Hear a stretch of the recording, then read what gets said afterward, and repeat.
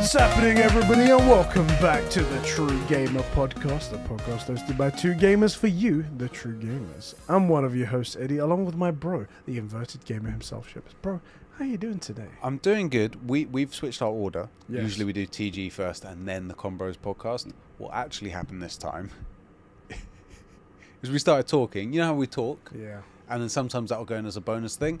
Got 40 minutes into a discussion about Superman. Yeah. And then we're like, oh, this was supposed to be a Conbros podcast. I guess we're doing the Conbrosations podcast now. So, weirdly, I'm a little bit thrown by that. Feels weird to have had an intro. Because we've had a 3-hour discussion already. And we forgot to do an intro for that. Yeah, we did. It just starts. How are you? I'm doing good, man. I'm doing good. You know, life's moving along. Moving along, and I got like the minor little update about my car situation. Yeah. So that's something that's happening as well. You'll have to tune into the Conbrosations podcast exclusively to patreon.com/Conbrosations for as little as $1 a month, or you'll never find out, and that will eat away at you for the rest of your life. Yeah, I'd hate to be you know. That minor little update is getting eaten inside. Oh. Bro, have you been playing any games recently?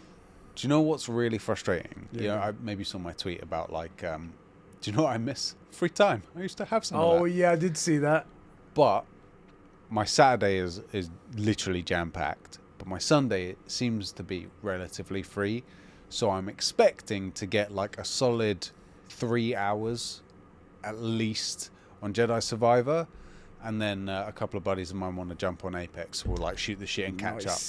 So I'm really looking forward to that. But annoyingly, it's 2 days after the podcast, and I would have hoped to have had some gaming updates for you because I still haven't technically finished that first heist. It's been really rough in terms of my free time. It's been really rough the last 2.5, 3 weeks. It gets like that. Yeah, and this isn't like a woe is me. It's just been one of those, you know, you go through busy and free periods, and it's currently a busy period for me. Yeah, not so great. What about you? I mean, I've seen you've been streaming on Kick. Yeah, that's a new thing as well. So I've actually done quite a bit of gaming. I'm quite proud of myself. I got a lot in there. The one thing that has suffered is that I haven't gone back to Jedi Survivor, which is extra bad because I'm doing like a Let's Play thing of it and whatnot. And also you're playing it on a computer that you won. Because of Jedi Survivor, one of your big stories that you would like to tell was your LA trip that happened because of Jedi Survivor. Yeah, it's big issue for me. But I have been playing a lot of gaming, and I've been streaming on a brand new platform, Kick. If you guys want to go follow me, kick.com/SuperTuberEddie. Trying to keep everything consistent, even though the YouTube channel is different, whatever. But it's been quite fun. It's interesting because it's like it's a new platform. You're starting almost from scratch. There's some people there that like we know and whatnot from like coming over from Twitch and the channel, and I've met a lot of new people as well. Like a couple of people. Weirdest thing happened. Obviously, I'm trying to get in the community and trying to meet people and see if there's some cool people I can hang out with. And there was one guy called Nickerton PvP. If you go look for his channel, you'll see him there. Yeah. He was like, oh, I'm brand new on Twitch. I'm starting like that. Thanks for the follow. Sorry, Kick, sorry. Yeah. Thanks for the follow. And it's like, I just got a PlayStation 5 as well. Like, previously I had PS4, and I've been playing games on PC, but I've got a PS5, and I'm wanting to play, like, God of War. And I was like, oh, well, this is great, because I'm, like, a God of War YouTuber type thing. Yeah. And he's like, hold on a second. SuperTuber Eddie, I watched your video yesterday, and I was like, "Oh shit!" Funny. And I was like, "This is quite awesome." And he seems like a decent guy, and not just because he knew me. But he seems like that's a pretty good first sign. I'm not gonna lie. If you want to be my friend, call me a big shot. But he seems like a cool guy. That was a cool little interaction. But it's been fun. I played that Only Up game. Yeah, that frustrating as hell. But also extra bad because I do have a fear of heights. Yeah. And I get that feeling in my gentleman's sausage when I like, oh, what? I know the feeling you mean, actually. Yeah, I know exactly what you're talking about. And it was just me doing that throughout the whole stream. That was insane. But I tell you what game I have been playing. Final Fantasy 16, baby. I wanted to ask you about this because obviously we spoke about Snyder being a weeb. And now you're playing a weeb game. I know. My world is turned upside down. I don't know what's what. What is up? What is down? What is left? What is right? How are you finding it? Just give me your first impressions. No spoilers, obviously, because the game's still quite fresh. Maybe next time we'll be able to speak something about it. But my feelings about the trailers, everything leading up to it, despite this being my first Final Fantasy game, I am absolutely loving it. It's just the combination of like fantastical combat. Yeah. The enemy designs look all so cool. All of the acting and the voices, they're also really well done. They're all like with emphasis, and they're not over the thing that I often don't like about animes is that sometimes they go over the top. They don't go over the top in this. Everything's all like very much in there. There's the music, oh my god, the soundtrack. Final Fantasies are like known for just incredible soundtracks, yeah. God tier music. And then combined with all of like the huge monsters that they have, like the Phoenix, the Titan, and it's just so good. It's just so good. There is the quirks that you would expect from a Final Fantasy every now and again. So like there's this one thing, apparently it's in every Final Fantasy game. It's a floating white teddy bear with an orange thing on its head. Yeah, Moogle. What do you mean apparently it's in every... What's wrong with you?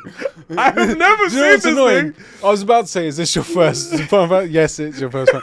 Right. It starts talking to me in its weird language. Yeah, it's a Moogle! And I'm like... I feel like I've been left out of a joke here. What is this thing? There's a bunch of humans, and then this thing. Yeah, Moogle turns up. Yeah. What's that? Yeah. And I don't know if I mentioned this, but I mentioned it to other people on stream, I think where it is. Randomly in the game, this woman, the one of the main characters' women, she's very hot, very much have a crush on her. She's looking out in the distance on top of a castle. Nothing calls for it. Random sex dream memory. She's just standing there. She starts thinking about the time that she fucked some guy.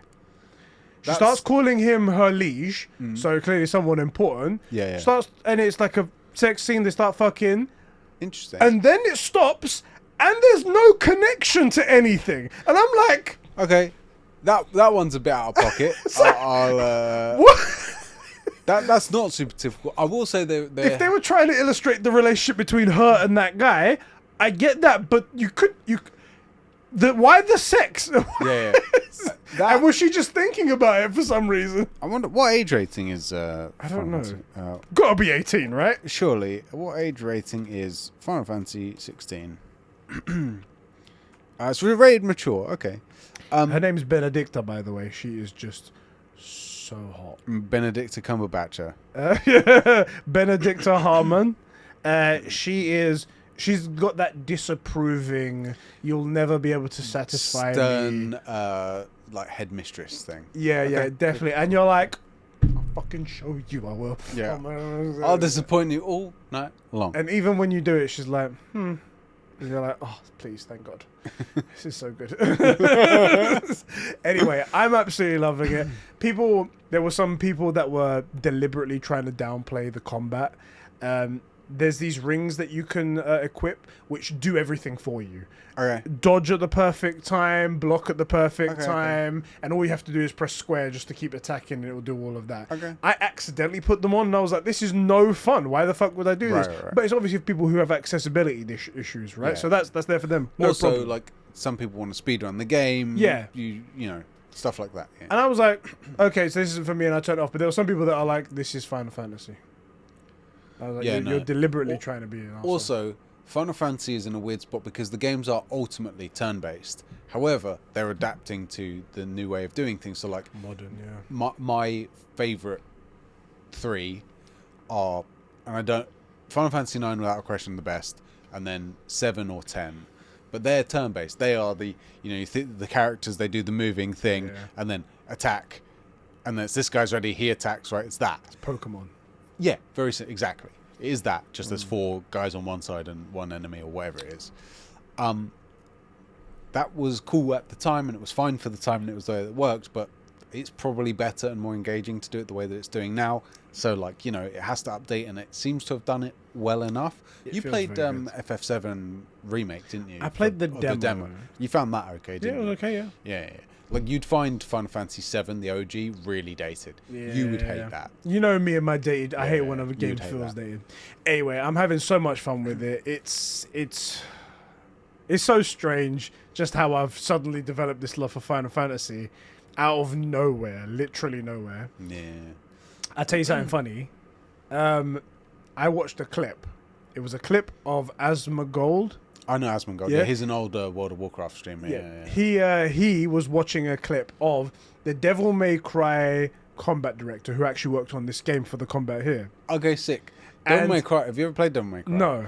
Very JRPG. Well, not JRPG, but J slasher game. So it's a button bashing hack and slash. It's so good. So somebody gave him the game on like the hardest difficulty, and he aced it almost certainly. I bet. And that was what fuck him up. That was what was funny about it. What the fuck? That was what was funny about it, because he's like, wait a minute, did he just give the dev the game on the hardest difficulty? And not only does he survive every shot, he parries every shot, which is a really difficult as well. I don't doubt that at all. So he doesn't block it, he doesn't dodge it, he parries it. And every single shot from this boss fight is like, Pcha! And I don't doubt that at all. I'm looking at him especially for the guy that made Devil May Cry. If he's the combat director, he's probably the guy behind that Sun Lee, you know, the Twitter, what's that guy's name? Yeah. Sun something. The guy who makes the awesome GIFs and stuff like that. The guys that make those perfect combat things, he's easily good enough to do that sort of stuff, just obviously off the bat. Send me that. I haven't seen that. It was almost insulting, because I was like watching it, and as Miguel was watching it, it's like, all right, he's making it look fucking easy now. It's just like some of these things are so annoying. There was a streamer, obviously I didn't watch because I don't care about these games, but he played all the way through all of the Bloodborne, Demon Souls, and Elden Ring without taking any damage. It took multiple attempts, but he did the whole thing. If he took one hit, he went back to the beginning of the whole series and did the whole thing again. So he went. Here we go. He went flawless. Throughout multiple titles. Some people are just that good and determined. You should Google some. DMC5 has like incredible combat and really good graphics. You wouldn't find that dated. So, where'd you send it? Your cool. messages. Let's have a look. It's fucking good. Let's have a look. 1 second here, boys. Talk amongst yourselves. He just hands it to him, and he's like, cool, boss fight. Did he just put it on hard mode? Hard. I'm going to link this in the description, guys, so you can watch it as well. It's like a little 2-minute video. You'll love it. It's just great. Oh, also that looks so satisfying. The parries look really satisfying. Oh, that's another thing. That's we'll talk about this in a second when you get out of this. Sorry, I'm just enjoying watching. So this is Final Fantasy 16. Yeah. Okay. This is very different to the Final Fantasy that I think of. It's more like standard, like JRPG / mix. Yeah, this looks like fun. He just doesn't get hit, and he parries everything. It's pretty. Anyway, that you've seen enough of that. You can, what's going on? They make all of the fights so cinematic as well. There are like moments where it comes to it's like, okay, you're gonna have a massive attack come in. If you hit this button prompt, you can make it a cinematic attack, a cinematic block, and there's so many like finisher moves. There's so many extra moves that you've got based on your power abilities. I'm not gonna say too much about that you get. It's just so great. Anyway, I'm super enjoying Final Fantasy 16, and I'm enjoying hearing you nerd out about Final Fantasy. So that's great. I'm contemplating getting the platinum for it, but you do need to play the game twice. That's a pretty Final Fantasy thing. Like, Final Fantasy 9 is so annoying. I think, is it Exodia or Ultima Weapon? One of these, like, the best weapon in the game. You can only get by beating. You have to get the correct. You can't fail certain things, and you have to beat the whole game in a certain time, and then finish the game again, and then you can get it. You're eligible to find it. Okay. It's something like that. It's so annoying. I never did it. I never did it. I think it's It's not Exodia. That's not the right word. But that's Yu-Gi-Oh. But Or was it Ultimate? It was one of those. It's really good. It is easily the best weapon in the game, I believe, but like it's not worth it. Also, speedrunning the game, you miss so much of the game. I don't get speedruns. And also, you can't like speedrun it. You have to play the game and beat it in a certain period of time. Not like, step backwards 2 times, hit X, and like you get teleported to the end map. No, you can't do that.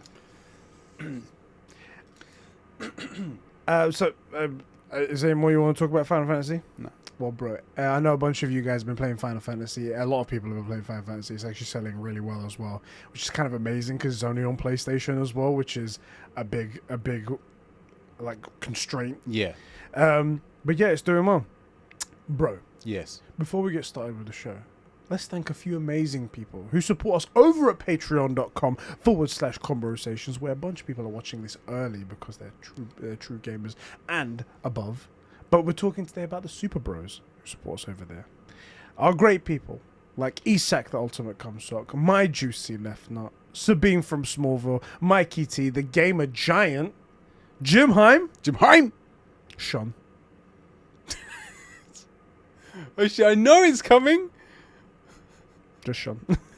And Gams Master, the leader of the Empire, the fearless one, the great Lord Vader himself, step cousin, who, as we said in the Conbrosations podcast, he makes really, really good raviolis. It's just... Yeah, the only pasta he can make. Yeah, he can't... Weirdly, he can't make, like, anything normal, like fettuccine or what was that one? Fettuccine. You're right, yeah, you nailed it. Do you know that brought back... Oh, my God, that's going to be a core memory. You know why I mispronounced Daniel Basuti's name in the interview? Yeah. I have not been able to get that memory out of my mind. Oh, that's coming back to at 2 a.m. in 70 years. You're going to be in a care home at 93 years old and shouting out about, how, like, I'm sorry, Freya. I'm so sorry. Bold of you to assume I'll live that long. Okay. Thank you guys so much for your support over there. We appreciate you guys so much. All right. We've got a few things to talk about today. Yeah, buddy. One of them is a wrap-up of the FTC topics. Literally, the last episode was when everything ended, so we didn't have all the information when we recorded the episode. Another one is Red Dead Redemption 1 Remake Rumor. Ooh. And our first topic we're going to start off with, The Last of Us Part 3 rumors. Yeah, okay, So this is a bit odd. I wanted to get this one out of the way because everyone was excited about it, but it didn't really make sense. So The Last of Us Part 3, rumors have been going around, and it's been from a guy who's been very good with leaks. Yeah. But for the TV show. Okay. So he I feel like there's significant disconnect between that. Yeah. So anyway, he apparently got this information. It's a leaker called Daniel RPK. He said, The Last of Us 3 Part 3 will focus on a completely new group of survivors for at least part of its story. Seems a bit odd, right? Like, I mean, who are these new people and stuff like that? That's kind of what happened in The Last of Us Part 2. Well, Ellie was still there. And currently there was a lot more people added to it. But for part of it, there was a totally new group. True that. Anyway, it goes on. A group of 5 scavengers will reportedly be based in an old Victorian house on the outskirts of a devastated city. The old Victorian part is key here because the only part of America... It's like Boston and New York and shit, right? Well, even older than that. So they're saying, from this article, apparently, I don't know. So maybe I'm wrong, maybe this article's wrong. Apparently what they're saying is San Francisco. San Francisco's not that old. Does it not have Victorian buildings in it? Don't think so. How old is Victorian? I could be... my history's not exactly good. Anyway, I'm just going to quickly Google. This is what the article says, right? Anything? I mean, I guess there are. I didn't think San Francisco was that old, though. I don't know. This is what the article said, right? apparently it's Daniel RPK went into some details about the new characters. The first one being named Lucas, a kind and friendly-mannered survivor who would apparently end up turning a little dark throughout the game. Val will apparently be the leader of the group through a person called Ezra and a person called Mason, who is a former soldier. Etc., etc., and a person called Grace as well, who apparently the only thing that's noted about her is she's between the ages of 18 and 25. Okay, so those are 5 people, right? Yeah. Cool. This is the part where it gets a little bit weird. Okay. So 5 brand new people. Yeah. If the old Victorian thing is indeed, in fact, an indication of it, the location being San Francisco. Yeah. Isn't San Francisco the location of that multiplayer game that they announced? They showed a picture and there was like a Golden Gate Bridge in the back. So with this person being more about the TV show and stuff like that, maybe they're not so much of a big gamer and they saw something Last of Us and they were like, oh, this must be the next Last of Us game. There was part 1, there was part 2, this is part 3. Maybe they're confusing it because they obviously don't know like we do that there's a multiplayer game coming as well, and part 3 is something else entirely. Also, part 2 goes into California somewhere. Like, right. I don't remember seeing the Golden Gate Bridge, but I could well have been there. Who knows? So that's where I'm like saying like everyone take a pinch of salt with that. I don't really know what else to say about that. I know that Neil Druckmann did mention like if we can cut, there is a part 3 story that we feel we just haven't written it. So maybe it's coming, but I get the impression Neil Druckmann is not the kind of guy who would be like, oh, I've got this cool idea, but I'm just going to leave it in my head. Yeah. Right? So, like, it might not have been officially written, proofread, approved as a story, but there's a script or whatever, however he does his process, that exists somewhere in its first draft for sure. Yeah. I got to be honest, though, a guy who does show leaks, I don't consider... He's a good source for the show. Don't consider him even close to a good source for the game. It's like when James Gunn was talking about how like, oh, the voice of Superman, Batman, and all the movies will carry over into all kinds of things like TV show and video games. I was like, you don't know anything about video games. Right. It's not going to work like that. Yeah, that's not what... An actor who sounds good in a live action movie is not necessarily any good as a voice actor. It's a different skill. It's still acting, but it's a different skill set, and it's a completely different work style as well. And work length. I mean, games take like 5 years to come out. Yep. A movie you shoot in 6 months, and then there's another like a year maybe of like visual effects and editing and stuff like that, and that movie comes out. Yeah. That's it. Whereas you're in the booth, DLC for movies. Anyway, sorry, boys. I've been talking all week, and my voice is giving out. Anyway, that's all the information there was about The Last of Us Part 3. Yeah. Take the information how you choose to see it. I personally think that this person's conflating some ideas, and I think they maybe saw some stuff from the multiplayer. Although, where the specifics... I get the impression that this group would be more likely to be in a game than a weird, like, Season 2 leak. Yeah. You know? No, I think he's definitely seen a game.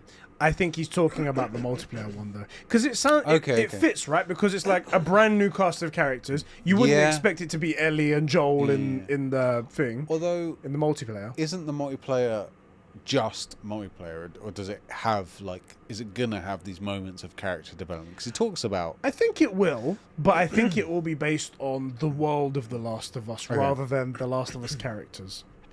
I think so. Okay. Right. But we don't know anything about it. Really. What I'm getting at is, like The Division as an example, there's no, if you take the multiplayer aspect of it, there's no story that involves in that. If it's multiplayer only, whereas if it's live service with PvE as well, it would make sense. Like a Destiny, it would make sense there'd be story there plus PvP. But if it's Division-esque, where it's just PvP in a live world with live stuff, because that's I gotta be honest, that's the only way I see it working very well.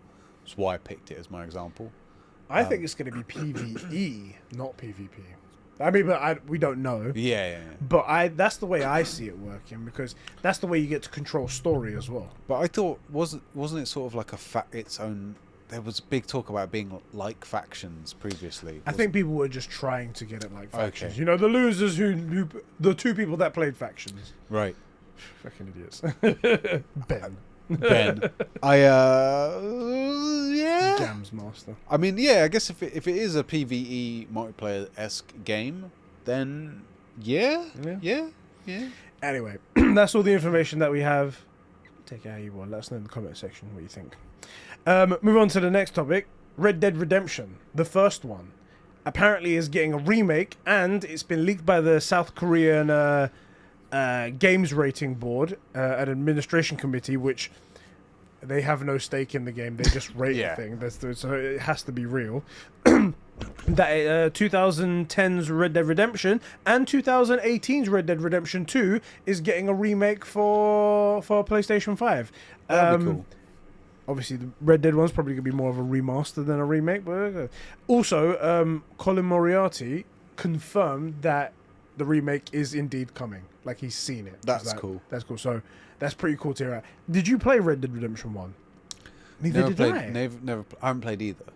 Yeah, you haven't played the other one as well. Yeah. I played it.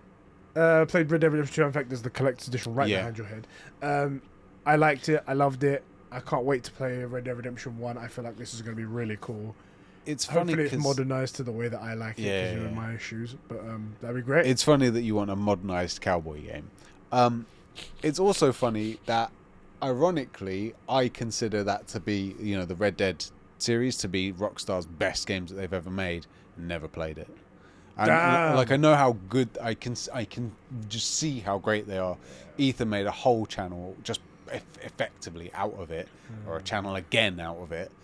I've seen the clips of like the cool stuff that's in the game, like how people react to the gunshot wounds and all sorts of stuff like that. I can tell it's an amazing game. I've just never got round to it, and it's massive. And it's far too long. Far too long. Right, exactly. Far too long, I'm telling you. So, that's cool. Yeah. I'm hoping that I'll actually end up with some free time in the future. I'd love to actually play it, especially remastered or remade. That would be a great excuse to finally do it, because I know how great the games are. I just haven't actually had the time and like enough urgent need to play a cowboy game.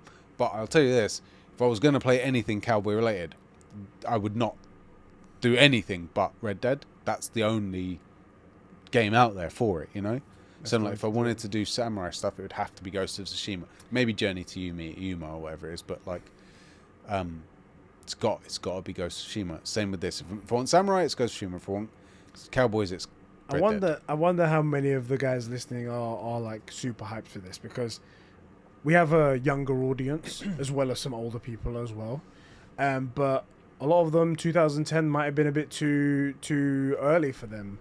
Well, the thing is, the games directly connect, though, don't they? Yeah, this one's supposed to be like a prequel to that one, right?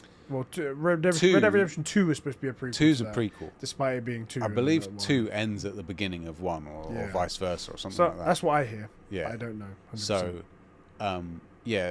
John Masterson or something is the villain in the first game. John Marston. Whoever the main guy is, you basically play as the villain.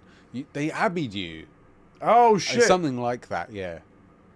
Bastards. It's something like that. Don't quote me. Shut up. I don't care if I got it wrong. Correcting Conbrosations. Shut up, Runic Barbed. But, I mean, also, I actually appreciated that. I thought it's cool to do it that way around. So, like, you play the game, you're like, man, this is cool. And then you play a prequel to find out how you got to the beginning of that first game anyway, which is also cool, Yeah. So, again, I would like to play the games, but I don't have a spare 200 hours, And like I said, I've had Jedi Survivor, which Space Wizards with laser swords, and I have barely managed to get through the first heist. I just currently am strapped for time. Yeah. So, fingers crossed to get more of that, because I really would like to play it. It looks fantastic, and I've never heard anyone say anything bad about the game. What I have heard is that it takes too long, or I don't like it, but I've never heard anything even approaching like the Valhalla stuff, for example. Right? No one can honestly say it's a bad game. You know what I mean? And I wouldn't believe anyone that told me it was bad anyway. I've seen enough of it to be like, obviously this is a good game. As long as the story connects, which is the only bit that may or may not. But Ethan talks about it all the time, right? The boys who do play it on Discord say how great the story is. Most of these guys have shit taste because they listen to us. But I was going to say, but Ethan also lives in Manchester. Is that where he lives? Yeah. Yeah, true. Anything, like we said, anything north of the M25, exactly. Frozen wasteland. Exactly. That's why he likes Valhalla, probably. And one final thing before we move on to the FTC stuff is Insomniac confirmed that they're going to be at San Diego Comic-Con, where they're going to give probably another trailer or something like that. I'm pretty much sold on this damn game. In fact, I pre-ordered the collector's edition. The Spider-Man one. Spider-Man, yeah. So there's no need to show me anymore. I won't be checking out this trailer at all. Yeah, this is sort of like the Horizon trailers, like 2 weeks before it was coming out. I'm already getting it. I'm sold on it. Don't need it. Also, that's the point. Do I need to buy a physical copy if you bought the thing, or are we going to game share that?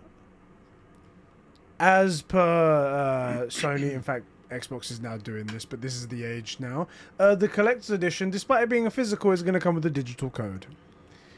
So you'll be able to play it, but I'll be getting a steelbook with no case in it, with no disc in it.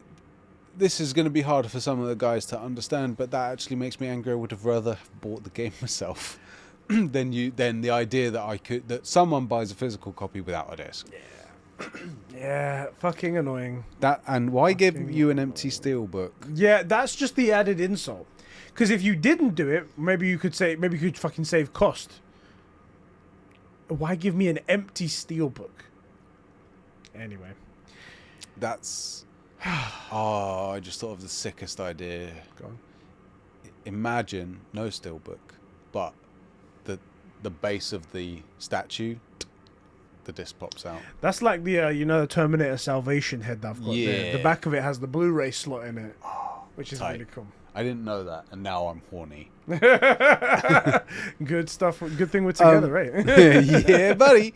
I'm genuinely angry by that news. I would have preferred if you went, yeah, sorry, you're gonna have to buy a disc because it's whatever, or you wait for me to finish it, and I would have gone and bought it. I was gonna say the Red Dead Redemption collector's edition.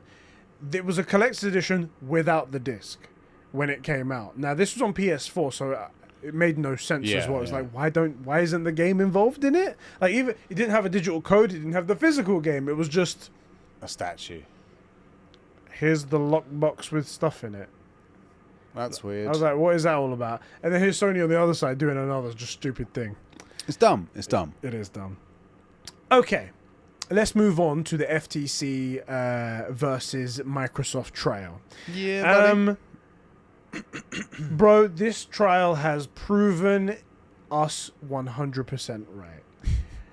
It's proven us completely right in everything that we've said on this podcast about Microsoft, about... Going back how far? Oh, all the way to the beginning. Cool. We're 100% correct. 100% correct here. Yeah, cool. And we only take pride in the fact that we stuck true to our message. We didn't waver. Yeah. Sucks to be right. Sucks to be right, because our views on Xbox about the executives, how fake they are, how third parties feel about them and Game Pass, everything has been 100% right, and it's been proven because they're all under oath here. Yeah. So they're all telling the truth. Yeah. There's a difference between what they say to IGN. Yeah. They can say whatever they want to IGN. They're under no obligations to speak the truth. They can say things in a certain way that allows them to get out of things like fiduciarily and stuff like that. As long as they don't lie to shareholders publicly, and also specifically during like shareholder meetings and earnings meetings, they can fully mislead you, and they do almost always. And also, the shareholders are only really going to care if whatever you say causes the stock prices to drop. Right. So if you say, "Oh, we're doing great over here at Xbox," when you're really doing bad, they're not going to care. They're not going to like say, "Okay, we're suing you because you didn't make our share prices go down." Yeah, that doesn't make any sense. But when the stuff that they're saying here, it's so damning, and I don't understand how some people. I don't understand how some people are shilling for Xbox the way they do. Yeah. Because they're telling you, they're like, we are shit. We can't make video games. There's no world in which we make a banger and people sell their PS5. That's a hilarious lie. That's a hilarious lie. But the thing is that there's admissions of them. We are terrible. We cannot make video games. The only way we can make video games is if we buy these video games, and even then it can be bad. Well, we mismanage it. Exactly. They're like, everything we do is terrible. We need to do this. And then there's people on like Twitter and stuff like that that are like, yay, Xbox. And I'm like, how can you be saying that? This isn't rooting for the underdog. This is someone telling you they're genuinely shit at something, and then you giving them money. Anyway. Yeah, the thing is, so you got somebody who constantly crashes cars, and they're like, look, the only way for me to not do this anymore is I need to buy this car that you wanted. And you're saying, well, no, because, well, if I get it, or you just leave it with whoever it's with at the minute, it will still be driving. If you get it, you're just going to crash it. Yeah. And they go, well, no, although I've crashed every car I've been in so far. Worse than that is that saying, well, yeah, I crash all the time. Oh, yeah. That's what they're saying. Yeah, I crash all the time. But I want to do it. Yeah, but I need this because... It's like a surgeon. Like, I have a really bad shaky hand. A tremor, yeah. I'm gonna operate on you. It's like, no, but you got a shaky hand. I know, I'm shit. I'm probably gonna kill you, but... The thing is as well, and this is what bothers me, is they can copy Sony's homework. We've seen the reports. We know that they have the recipe because Sony put the recipe out there in multiple products. In Ghost of Tsushima, 2 Last of Us titles, 2 God of War titles. What am I forgetting here? Detroit Become Human. Oh, but this is the thing. This is how shitty they are. They're using the fact that Sony are successful, I know, as an excuse for why they have to be so shitty. So I'm jumping ahead a little bit on my notes here, but Satya Nadella, executive chairman and CEO of Microsoft, says, if it were up to me, the good guy here, if it were up to me, yep, I would get rid entirely of exclusives on console. But PlayStation, the dominant player in this space, doesn't allow that to happen. They make products for their customers. I love how he's like the thing is, his hands are tied. He cannot. He as the CEO and chairman of Microsoft, he has no choice but to make exclusives. He can't say no exclusives from here on out. Let's sell to everyone and make as much money as possible. He cannot say that. Ironically, his hands are tied. By himself, he's holding the rope because of Game Pass. Yes. Which we've said constantly. Well, here's the thing. Even with Game Pass, he could still... The idea is then, the worst idea that we've said all the time, is that then you'd become a third-party publisher. You make all of your games available everywhere. Everyone can buy them. That's a solid business strategy. Yeah. You make money by selling to everyone. You're choosing to make it exclusive because you want, ideally, people to come to you and only you. Right. You are choosing this. PlayStation isn't making you do that. Yeah. Granted, they have a business strategy that means that you have to try and compete if you want to do the same thing. But also, you've said before that selling consoles doesn't mean anything. There's no world. So why are you trying to? The other thing is that I'd argue, and it's actually probably... It's good for gamers, but I don't think it's a smart move for Sony, personally, because they are console-based.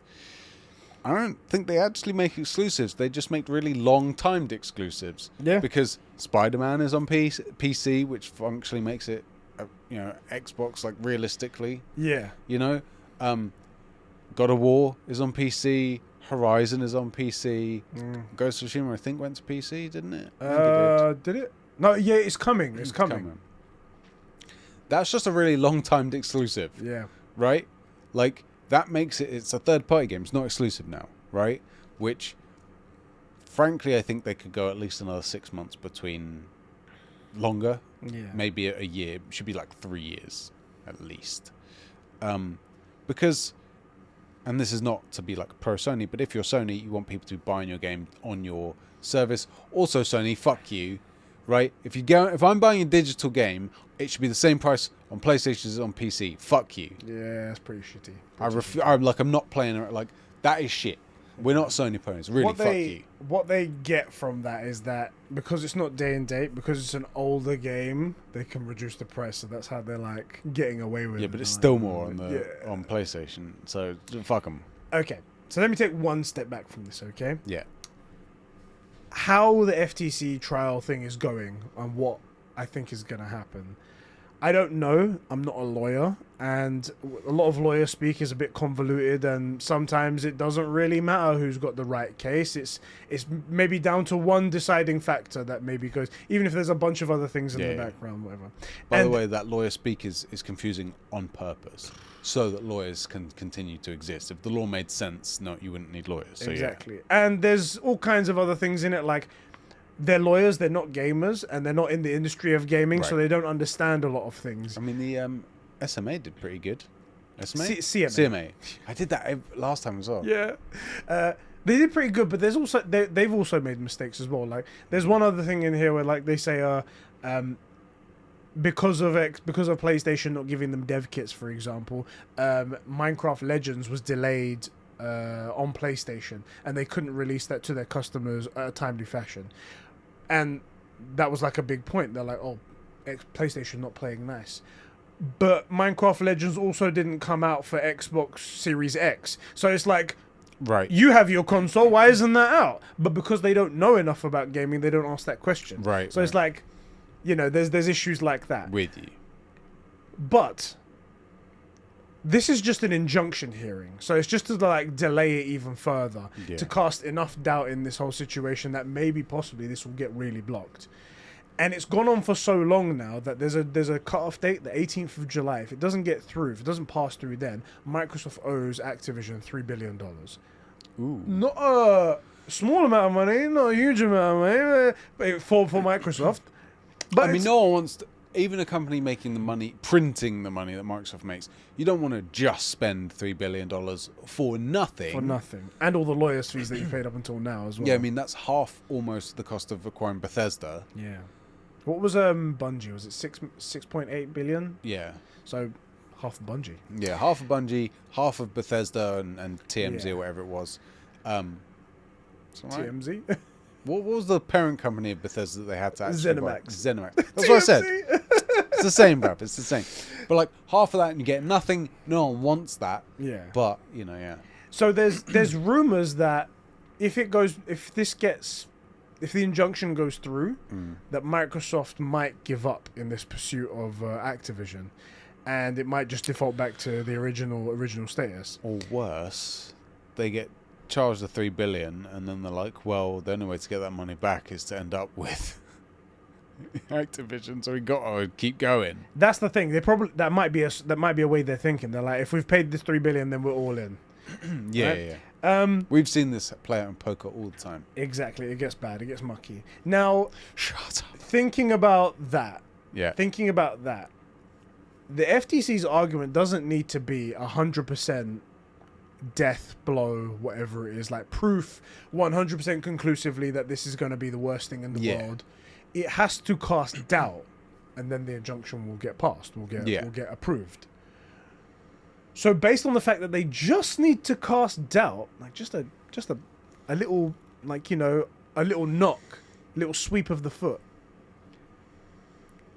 If that's enough to get the injunction, and Microsoft are willing to give up after that because they don't want to pay the $3 billion, then this might actually The question is, though, get done. Is it just a judge that needs to go, yeah, I have a doubt that this would be the thing? It is just a judge. It's not like a jury of peers or any of that shit. It's just a judge. And also, it has come out that the judge has a son who works at Microsoft. Works or worked? Works. It was brought up as a potential conflict of interest, and they didn't say anything about it, so... I'm sorry. Hold on a minute. What do you mean potential? I would have been like, okay... That's a straight-up conflict of interest. You're going to recluse yourself, right? Right. Or it's in the bags to lengthen the process, where if he's like, nah, it's bless, they'll just be like, you obviously have a conflict of interest. It's a mistrial. We need somebody else. I don't know. Anyway, so that's my thinking This is of it. from my law training from watching 7 seasons of Suits, or however many it was. I have a feeling that this will die. I hope it does. I get and the I feeling hope that Microsoft learn a lesson. And they learn that actually Phil doesn't know what he's talking about. And they probably could compete.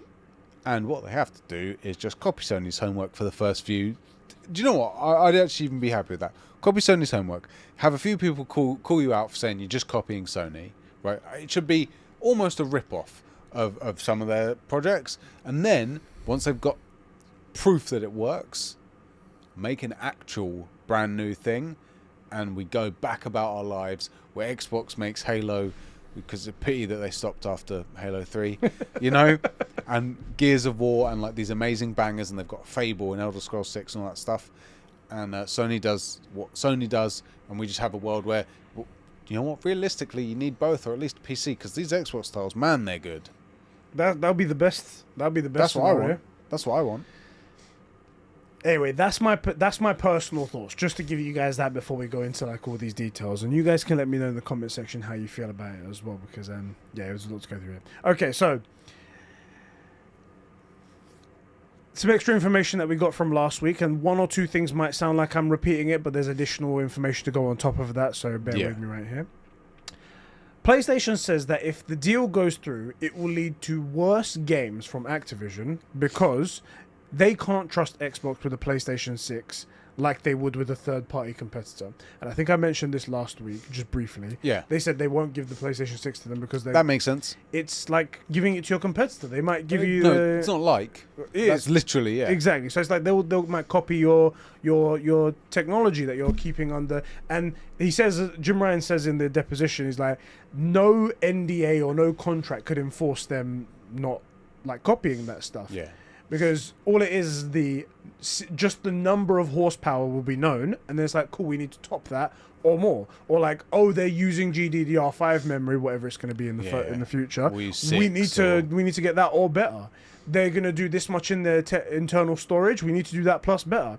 Oh, it has capabilities to do X, Y, and Z. We need to do that too. So there's no way they can. Yeah. So he's got a point there, and the whole point of it being worse is that Activision usually get early access to the next PlayStation. They can start developing for it. They can work out all the kinks, make it the best version possible, and use all the features and stuff like that. So technically, he's right there. Go on. The other thing is the difference between, at least this last generation, has been the most stark. Yeah. Where Xbox brought out the next one, and Sony revolutionized what they were doing. The SSD's incredible. The DualSense. The 3D audio, like they really went above and beyond in comparison, and Xbox just made a more powerful one. Yeah, and everything was the same. The controller hasn't changed. You have to wonder, innit? Like if they had seen the PlayStation 5 early in development, they knew what was going to be coming out. We could have seen a very different Xbox. They probably would have done a lot of things differently. Guaranteed they would have. Well, they probably would have scrapped the S. It's a terrible idea. Yeah, they probably would have. You know, the S it's just a bad idea. Yeah. For what are you going for here, right? Like, especially when the S isn't even as good or is about equal to an Xbox One S. Was that it? It was. I think it's a bit more than an Xbox One X. But obviously it's different architecture. Yeah. So it's a little bit different. But like almost the same horsepower. What's the point? Don't do that. Yeah. Put all your money into the X's, so at least you're being compared apples to apples, like leading product to leading product. Because if someone compares an S to a PS5, man, that is a bloodbath. Yeah. Right? If they just assume that it's an Xbox, they have an Xbox, and this is what Sony make. Yeah. Like, anyway, besides the point, I don't want to labour how correct we are always. Yeah. Well, we're gonna have to, unfortunately, because that's our next point. Oh. So, do you remember how we said like? PlayStation have got such a good business model going on here. By making the really good exclusives that they do, have attracted a ton of people over to their console. And that also works in sales for those games, and also it works for the 30% cut that they take from every other game and every other microtransaction that goes through the store. That's the real big play there. And that's really probably what, first of all, pushed PlayStation into really opposing this and being on the side that like Call of Duty is super important. If it goes exclusive, then it's really bad. Yeah.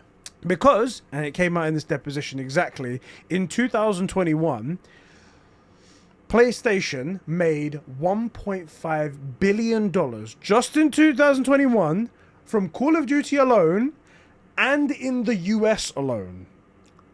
$1.5 billion for a year. Okay. And that's free money.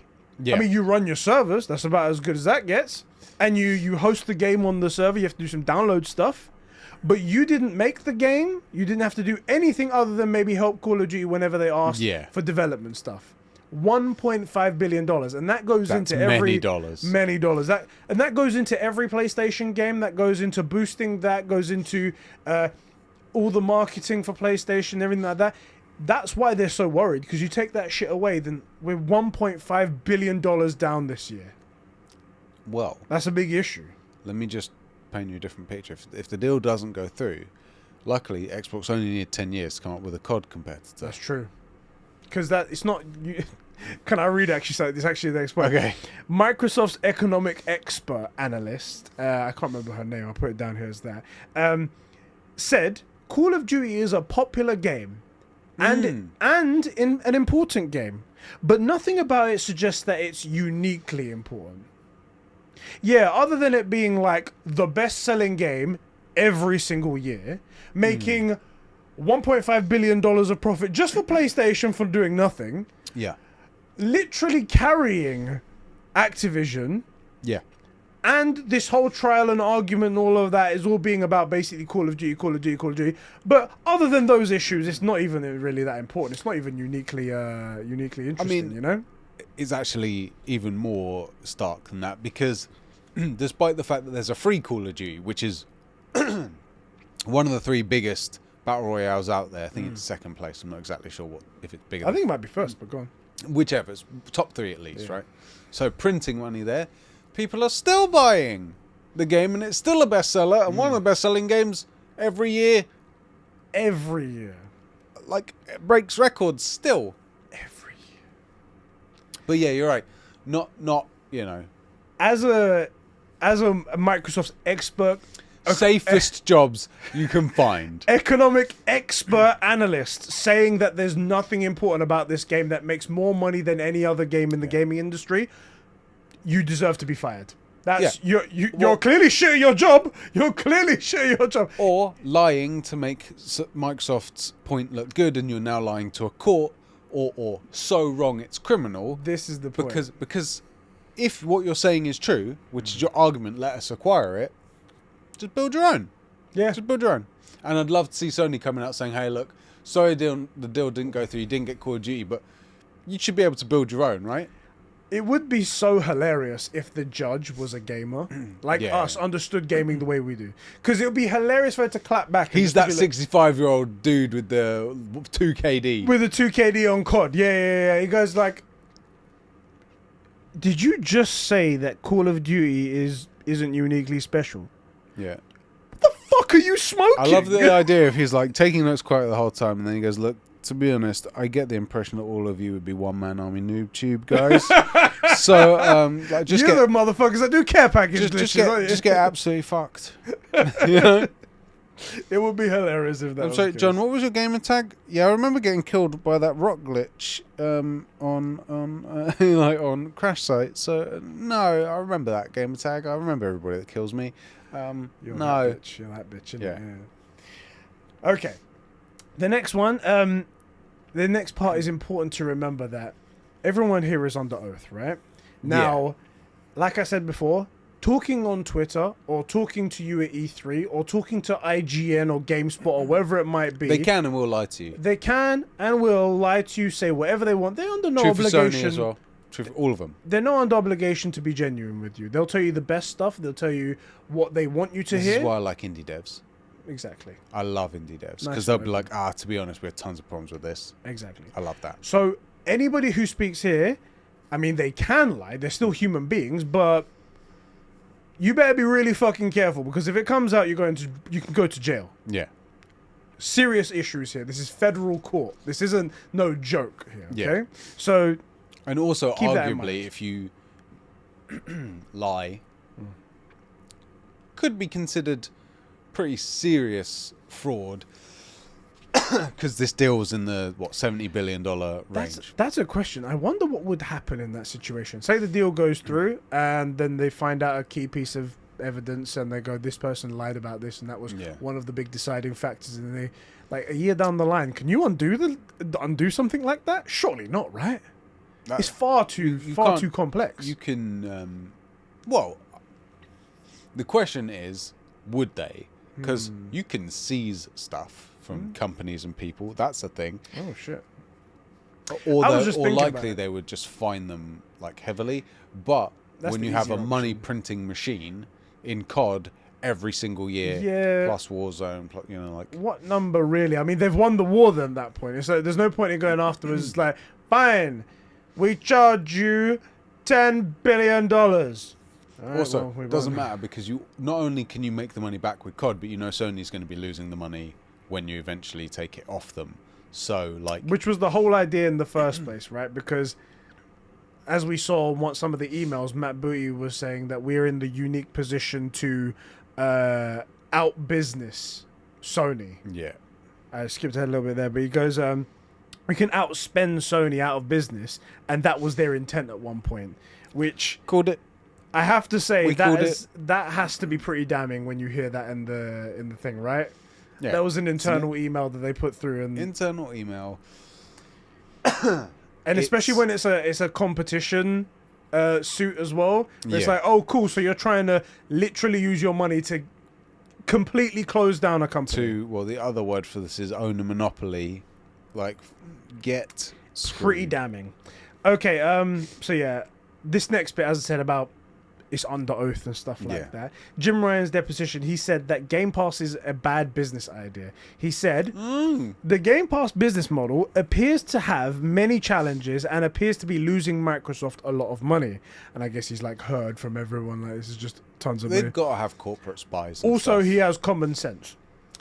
Well, he has access to stuff called data, and he's in literally the exact same field. Exactly. And if he's looking at it and going, well, we couldn't make that work, and we've implemented a somewhat similar, like tangentially model with the the PS Plus type stuff. And we can see, and we've got players that pay for games. 100 million people. Yeah. And they pay for stuff, and if it wasn't for the other bits of the model, like if we just take this as the service, I don't think it's that great. Yeah. Yeah. And he also adds, I've talked to all the publishers, and they unanimously do not like Game Pass. That is a very hard thing to say if it's a lie. It means it has to be true. Because then they can just literally go, well, we call Strauss Zelnick from Take-Two. Yeah. We call this guy from over there. Is this true? Did you say?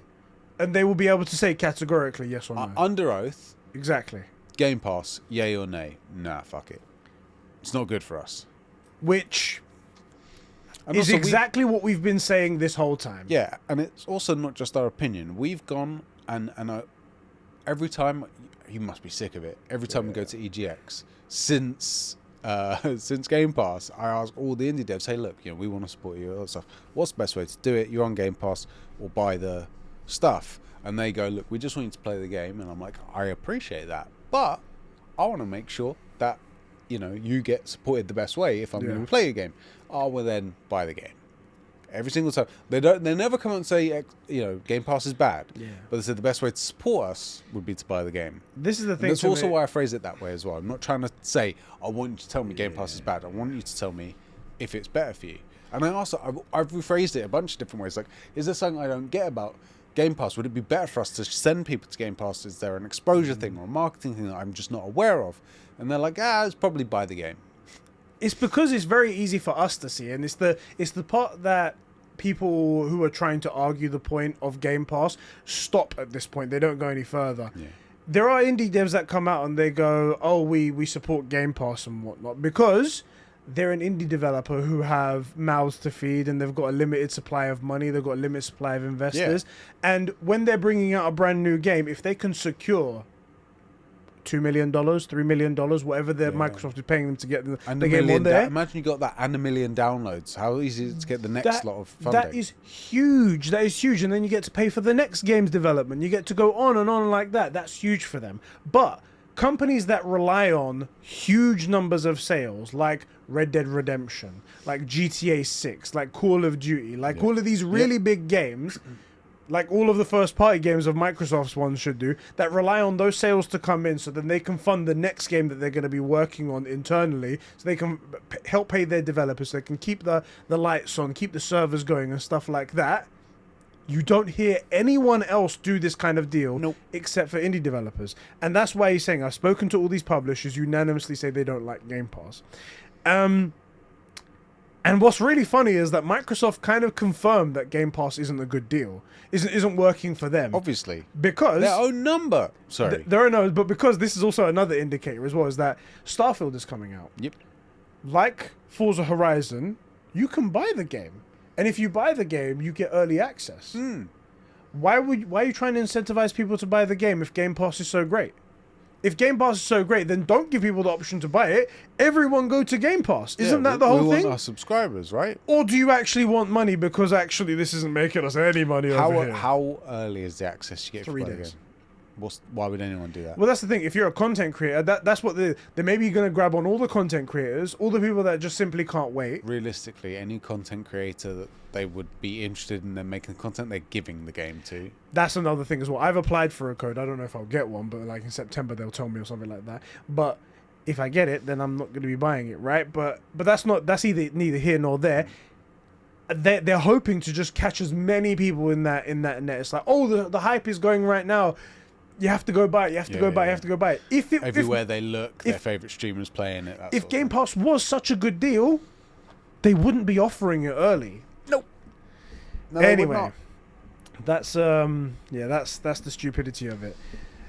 We got some documents. This was from PlayStation side, and it was the funniest thing in the world. PlayStation must have hired a terrible intern or something like that. Oh no. And was tasked with redacting certain numbers, like cost to make The Last of Us Part 2, and cost to make Horizon Forbidden West, and all this stuff like that. He just redacted the $sign. Well, he did it with a Sharpie, but it was printed paper of numbers and words and stuff like that. Yeah. And when you go over with a Sharpie, it's different. Like it shines through sort of thing. It's an absorption rate different, right? And they scanned it in, and you can totally see all of the numbers. So now we know that Last of Us Part 2 cost $220 million to make.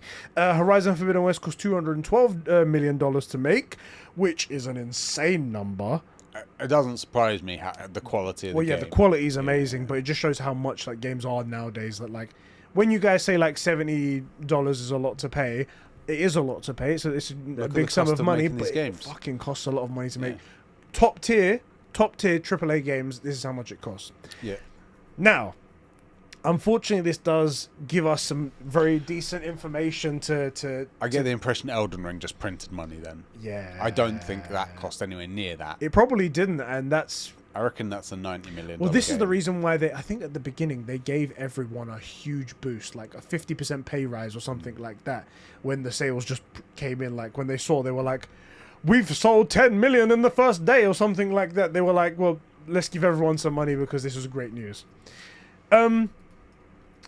This is a very interesting situation, because think about this as a businessman. 220 million to make this game. How much would you say, as a businessman, would you need to make off of this game in order for you to be happy? To be happy, good margins. I mean, an excellent margin is 50%, right? Mm-hmm. So, like, if it costs you 10 to make and you sell it for 15, right? You make back your money and you make 5 in profit. Mm-hmm. That's a good margin. That's pretty good. Yeah. That'd be good. That'd be good. I was going to be a bit higher. I was going to say... Or double it. I was going to say, I'm thinking more double it. Because you tend to buy, you sell it for 20. Yeah. I'm thinking like 5. If they're really ambitious, maybe go for 6. Especially for these top tier ones. Like God of War, Last of Us, and Forbidden West. Yeah. Maybe not the lower stuff, but this I think will probably go that far. Yeah.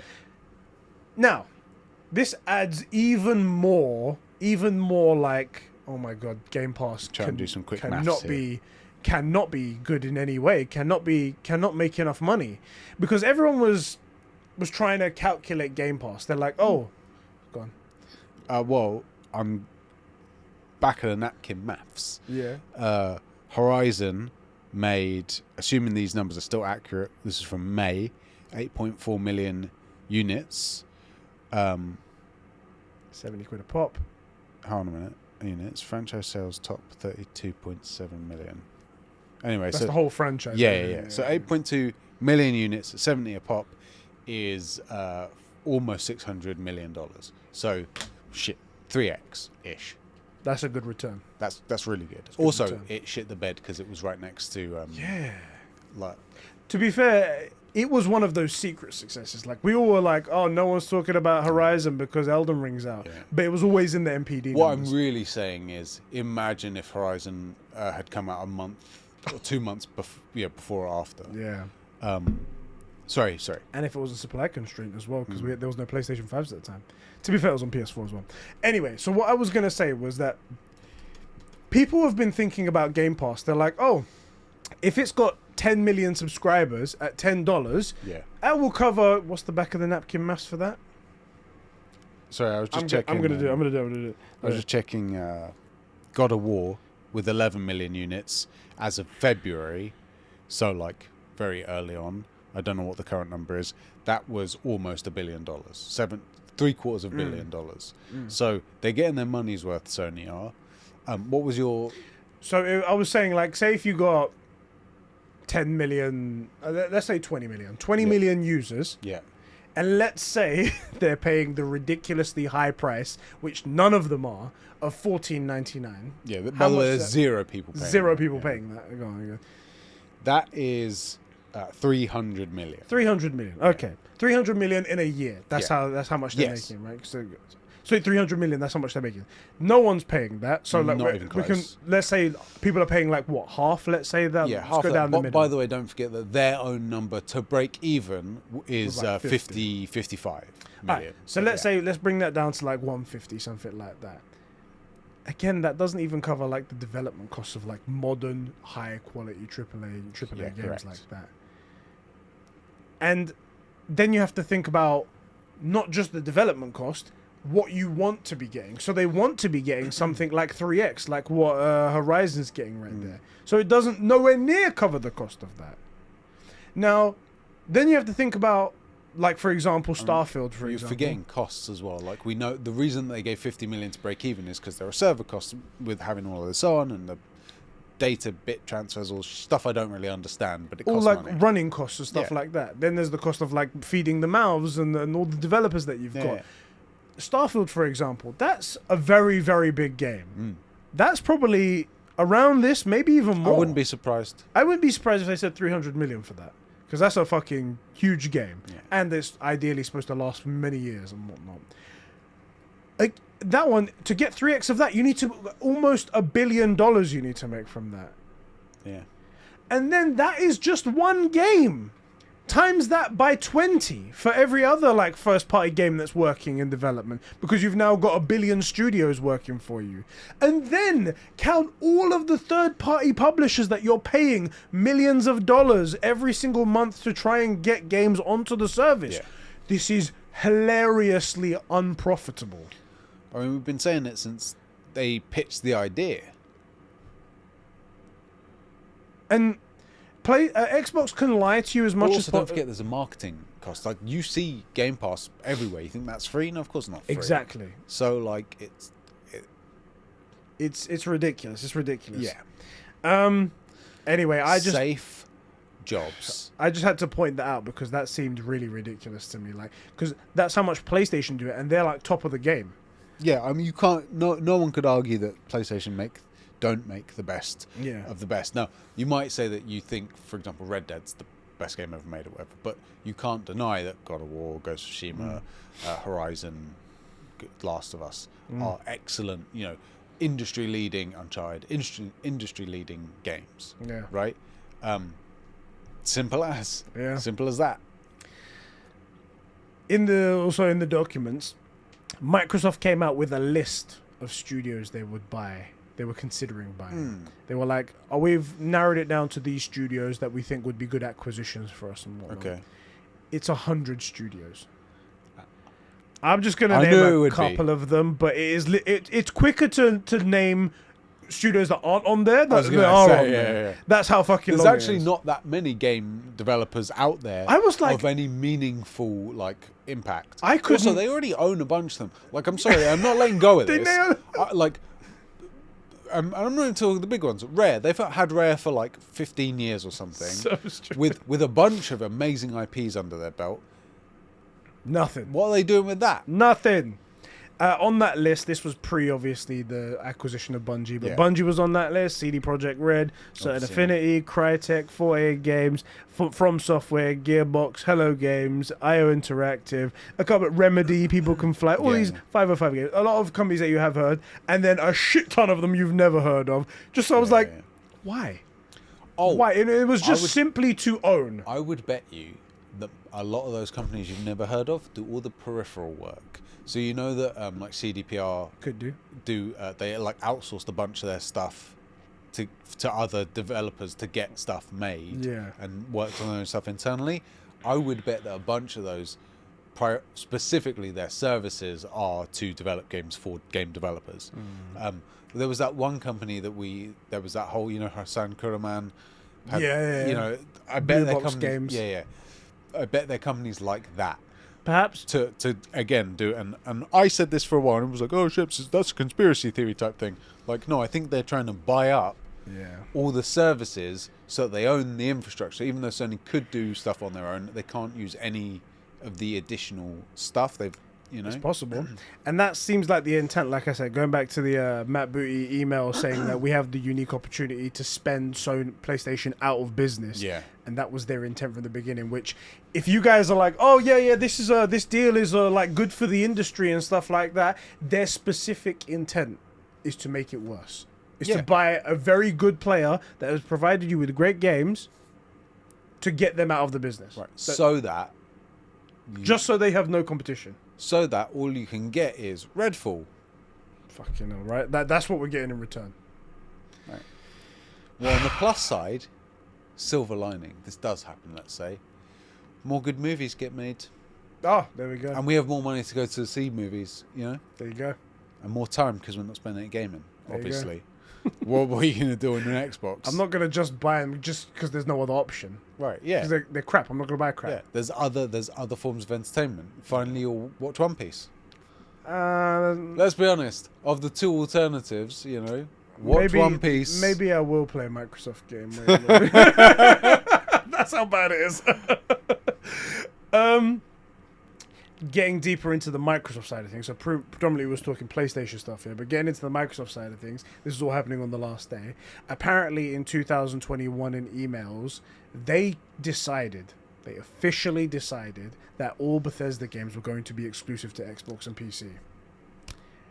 Shocked Pikachu face, like who could have ever seen that coming? Who could have possibly have called that? And what's really interesting about that is that obviously they didn't tell us, and they tried to tell us that, it's a case-by-case basis, guys. Yeah. Case-by-case. But every case we're going to decide is... We'll see where it comes to it. We'll see what it comes to it. And they say in the email they won't announce it because of the backlash from the community. Obviously. So they pretended that it's a case-by-case basis. Yeah. Well, no, it is case-by-case. Every case they just decide it's going to be exclusive, case-by-case. As long as they have the meeting... This is who some of you shills are rooting for. You're rooting for someone who's directly lying to your face and will lie to your face so long as they find it good. Yeah, as long as they're like, well, it would be... It's beneficial to us. Be inconvenient to tell you. Yeah. And tell the community that we bought this thing specifically to keep it to ourselves. Ruin it as well, of course, because we can't make a good game to save our lives. But as long as we outspend Sony, they'll probably leave the space and all you have is our crap. So you'll have to play it. Pete Hines, we spoke about it last week, about his email saying he was frustrated with how the public statement was that Activision games would still remain on PlayStation. Of course they'll remain on PlayStation because we want everyone to play these games. We want everyone. And Pete Hines works for... Everybody plays... And Pete Hands works for Bethesda, and he was like, why weren't we given that same treatment? Like, we were told day one that was done. We are all going to be on Xbox. That's just it. And he's a creative. He wants more people to play his games. He doesn't want it to be locked away. The more people that see your art, exactly. the more better for artists. He's not a suit. He's not like a. He just wants people to play games. And he was brought on the stand, and he was asked like, "Why did you send that email? What was your thing?" And he was like, "It bothered me that our fans weren't going to get to play our games," and it was a little bit damning. Yeah, because he makes games, and how do you tell if a game is good? People like it and people play it. The more people that like it and the more people that play it, the better the game. Also, that means it makes money, but it only makes money if people like it and people talk about it. Yeah. The more people that like it, the more people that play it, the more money they spend on it. It's circular. The business idea is that you make more money. The creative's idea is more people play my game, which I worked tirelessly for 5 to 10 years on. Much more people see it. Like Cyberpunk was in the works for 8 years. Yeah. Right? Not the best example of a good game, but you know what I'm saying. Like these games are in the works for a long time, and often these people are incredibly passionate about it. Not just a job to them. Yeah. It's an art form, and it's creative, and they get to express themselves, and they get to be involved in the telling of incredible stories. You know, truly deeply involved. Of course, you want more people to play that. Exactly. And you're going to be upset if your boss is saying to publicly, "Hey, look, of course all this stuff," and you're like, "Well, no, hold on a minute. You told me we were doing this, which is not what you just said, and you've told our customers, people who I value because they consume my art form, I make this for them. You've just told them that everything else is going there, so why can't I go there?" Yeah, why weren't we allowed that same thing? Yeah, of course you'd be upset. Yeah. Dick. And then it was brought up. Oh God, there's worse. It gets worse for them. And then it was brought up about games that were meant to be on PlayStation but were taken away, i.e. Starfield, i.e. Like previous Elder Scrolls games were there and stuff like that. And then they dropped like one big bomb, Indiana Jones, which was planned to be on PlayStation, but then as soon as they were acquired, they were like, no, Xbox only, done and dusted, no question about it. Question though, how are any of these games going to make any money because they go to Game Pass day and date, don't they? Well, 3 days later. Well, I mean, at least to Microsoft, they're like, well, that's our decision, right? We don't get to say anything. But anyway, but the point was to highlight that Xbox is taking games away from people. When we all play, we all win. Games that's the thing. Don't know what you're talking about. The stupid contrary statements that it's they're hypocrisy. making. And they're like, oh, we'll totally... And then when they say, oh, we'll totally keep Call of Duty on PlayStation, we want it to be everywhere. Yeah, of course we do. It's like, 10 so years. Why doesn't that apply to literally every other case? How do you expect us to believe they're lying. Yeah, because we know they said, well, you got 10 years to make your own competitor. Although... But it's going to be there forever. Why would you say that? That's weird. Isn't that an odd thing to say? Yeah. Obviously, if the shoe was on the other foot, they wouldn't be like, "Oh, well, we've got 10 years to make a competitor." That's fine, mate. They can't throw together anything. It seems, and I don't understand why there's this idea that they can just keep buying stuff and making it crap, and that will somehow beat Sony. It's going to drive more people to Sony, and they can't stop losing money. The one thing Xbox is amazing at is throwing money down the drain. Yeah. And somehow, with it as well. Somehow the money's not blocking the drain. Yeah. If this was you or me, I'd block the drain with the amount of money we've thrown down it. It would block up and the water would back up. Right? I don't know how they do it. It's incredible. It's a massive talent. But you see my point at the beginning where I said that maybe this is actually not going to go through. At least that the injunction is going to happen. Yeah. And then whether or not Microsoft decide to give up after that is their issue. Because I feel like they've cast enough doubt on them to say that maybe they're going to screw people over, and there's no way to enforce that other than just blocking the deal. I mean, it seems kind of obvious that what they're doing is... It does. I think I do genuinely believe, not just because I'm a Sony pony, but someone can reasonably look at this and go, oh, that's obviously a predatory business practice. Right? Yeah.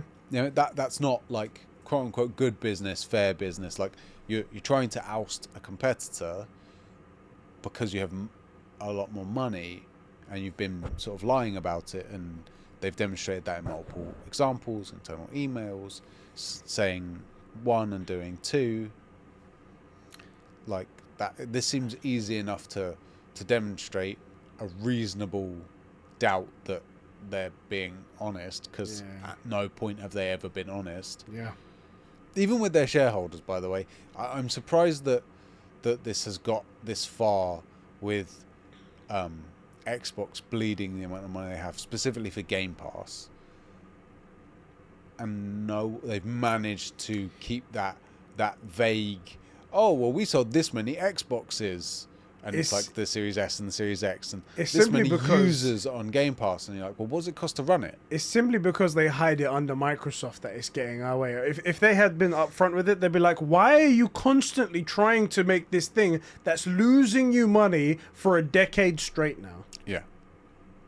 They'd be like, this is terrible. This is a terrible business decision. Get out. But because they hide it under those numbers of Microsoft, then it becomes a thing. Right. If the Xbox division had a P&L, I would not be shocked if it was negative. Yeah. You know, like really, I mean, like a... Well, it has to be. I mean, they can't afford, first of all, to make these acquisitions. They don't make $70 billion to pay for the acquisition. Yeah, that's true. So they say Xbox is siloed off from Microsoft. And I'm like, yeah, but all right, so where did you get $70 billion from? Right. Where did you get $70 billion from? Because you didn't. You didn't. Microsoft bought that for you. Right. It was Daddy's gift. PlayStation doesn't have $70 billion. Right. PlayStation is by far the best-selling console of the PS5, at least, right? They're the best-selling consoles. PS5 is the best-selling console of all time ever. Yeah. They're printing money with these games, like 3x, 5, probably 5x. I wouldn't be surprised if God of War's at 5x by this point, because it was 770 million in February. That's how much it had made, and it cost what, 220 to make? Yeah, it made a lot of money. I wouldn't be surprised if that's past $1 billion. The PlayStation division of Sony doesn't have $70 billion to do this stuff, and that they are, without a doubt, maybe Nintendo, but without a doubt, like the biggest, certainly between these two, by far the biggest. They do not have this money. Even if you was to be nice to them and you was to be like, look, okay, then what we're gonna do is we'll say you're $70 billion in debt, and you can work your way back. Dude, Sony's market cap is $14.5 billion. See? So, like... what? Yeah. Let me... versus Microsoft, which is 2.5 trillion. Apparently. Market cap, yeah. Let me get these final 2 points out here. So, both of them Game Pass related. Apparently in emails, Xbox even considered ending Game Pass's day and date perk, and decided that it was the only thing that people were coming to Xbox for. Obviously. They were like, if we take that out, there's nothing left. It's the only thing that the company, that people see is good about the company. They don't have good games. They don't have the best console. They don't have anything else. They literally have this one perk, and if they got rid of it, then no one would come to them. I mean, we said this before. If you wanted to make money on Xbox, you would pay above market rates, get some incredible talent in to make some game, just rip off Sony to begin with, right? Legally distinct from, but rip it off, make some good games, and announce before it comes out, look, Game Pass doesn't make money in its current form. New games of like this level, the only way you're going to be able to get them is to pay for them for the first like 6 months to a year, sort of like what happens with these things. But we're going to keep Game Pass around, but it will be like our back catalog type games, the way that people talk about the Sony stuff. But for the new titles, like, sorry guys, it just costs so much money, we can't afford it. We've been trying. I know it's going to upset a lot of you, but you know, we've tried to make it, can't do it. Be honest about it. And yeah, no one's selling their fucking PS5. Yeah. But do you know what they might do? They might buy an Xbox as well for games of that caliber. Yeah. And when you bring out your Indiana Jones, which realistically, let's be honest, is just an Uncharted competitor, which has a much bigger pedigree into the general public, but not in the gaming sphere. You know, you make Indiana Jones games That's your quote-unquote rip-off for Uncharted. You're going to find a zombie one, that'll be your Last of Us. Can't do Samurai, that's a bit obvious. But, right, you're going to have to... You have to pick something else. And then, look, they got Banjo-Kazooie to rip off of Ratchet and Clank. It's basically identical, right? Ultimately. We're functional now, right? These are $70 games. They're good quality, so people will actually buy them. Stop doing the freaking S. Like, it's doable. It is doable. They're just lying to us. That's what it is. And yeah, you're 2 generations behind, but the next Xbox, the next box. That's right. We're getting away from the confusing numbers. The next box, like that could compete with the PS6, right? It's doable. It is possible, but what you have to do is actually value your gamers. Yeah. Also, I mean, we've said it a bunch of times, but it's just the destructiveness is going to be to the quality of games if Game Pass ever continues. Every project. Well, this is the thing, because one thing has to give, because the money isn't there, and you need to somehow get the money back, because without money, unfortunately, nothing really survives. Yeah. It needs to be a good enough business model where it makes money. If it doesn't have to make so much money, as long as it's in the plus, we're cool. But we're very far away from that when it comes to Game Pass. There are plenty of businesses that run on a 20% margin. Exactly. And if you're in a terrible position as Xbox, then 20% is golden to you. That'd be fucking amazing. You're making money. Something has to give.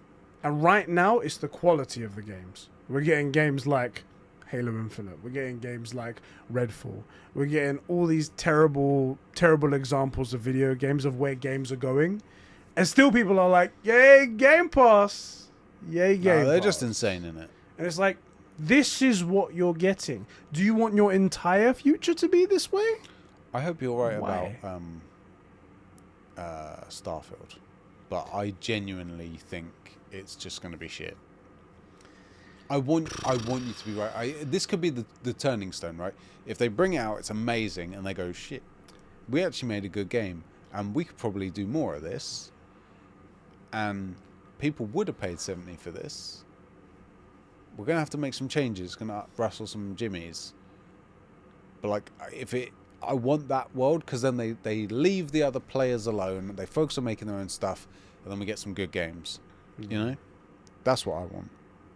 The final thing to talk about this case is Bobby Kotick doesn't seem like he's very confident anymore in this thing. And this is what I'm getting from what's been said. So first of all, he was on the stand and he was asked about Game Pass, and he says, I have a general aversion to the idea of multi-game subscriptions, which is hilarious because his company's being bought by them. They actually the judge asked him, it's like, you're being bought by Microsoft. Why are you saying this if you don't believe in it? And he's like, it's what my shareholders say. Like, I don't really have a choice. I can think it's the worst deal in the world, but my shareholders, if they say do it, I have to do it. Yeah. I was like, fair enough. You know, that's fair enough there. But also, this is the worst part. This is the part that's really damning. It's almost as if like he knows something going on in the background. Ooh. He apparently has had meetings with both PlayStation and Nintendo about possible relationships after this all. Okay.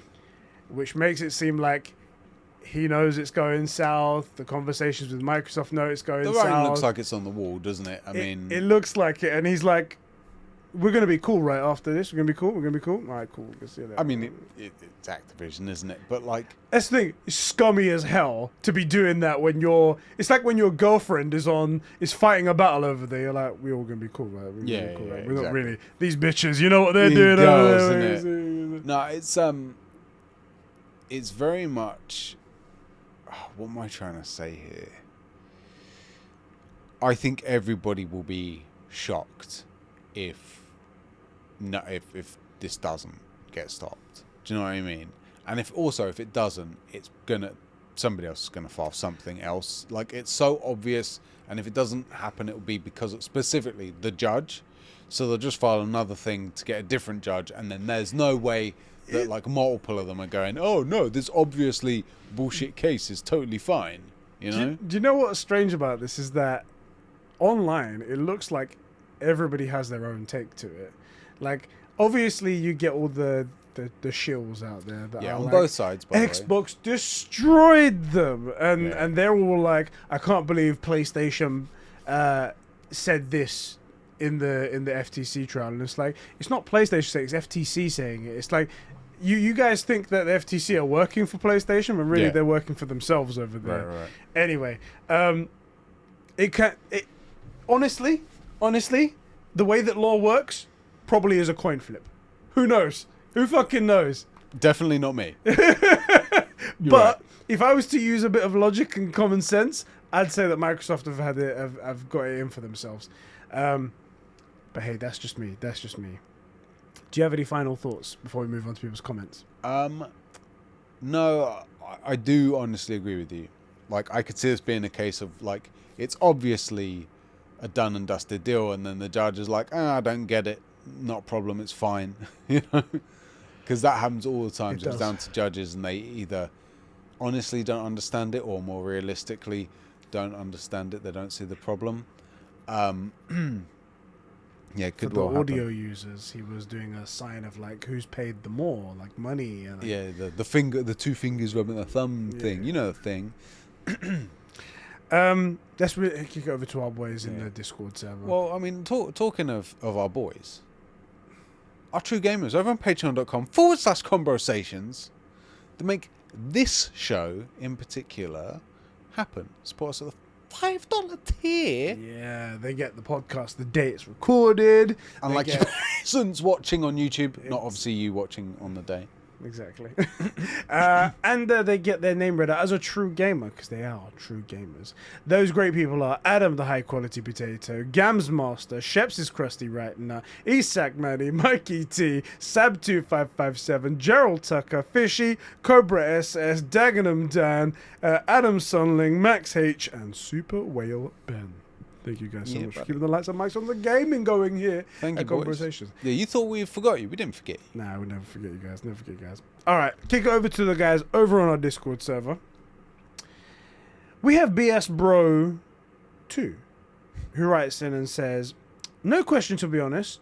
Been kind of empty in gaming, to be honest. Other than the Activision stuff, Spider-Man 2 will be at Comic-Con, and so will Mortal Kombat 1. Speaking of Mortal Kombat 1, we got a trailer of Smoke and Rain characters from Mortal Kombat, and the game was finally announced to be on Unreal Engine 4 instead of 3, like the last 3 games were, which is hype. Why wouldn't it be? I guess Unreal Engine 5 is still kind of new.